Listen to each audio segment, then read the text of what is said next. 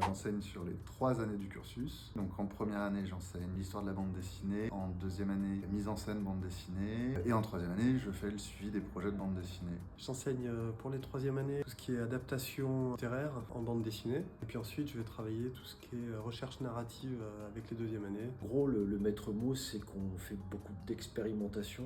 On est sur la recherche de l'expressivité graphique. Première année, on va surtout apprendre à regarder et à analyser le travail d'autres auteurs en le resituant dans son contexte historique. En deuxième année, l'idée, ça va être surtout de constituer une boîte à outils suffisamment solide de langage de bande dessinée pour aborder la troisième année. Il y a des enjeux de maîtrise graphique, donc ce sont des outils qu'on utilise.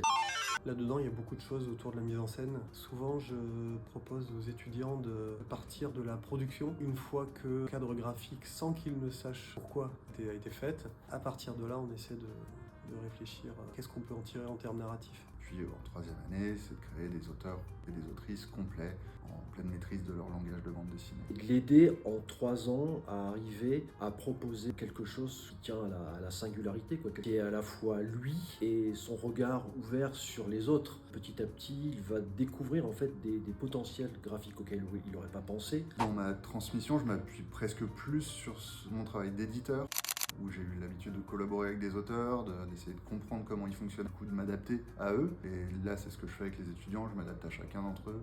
Quand je parlais de la pratique pour arriver à la narration, je me rends compte que moi j'ai fonctionné comme ça. J'étais bloqué à chaque fois qu'il y avait trop de trucs abstraits. Vas-y, fais un truc sur ça avec une thématique comme ci, comme ça. Et je suis complètement paumé, je savais pas par quoi démarrer, j'arrivais pas à sortir des idées. J'avais terminé une bande dessinée.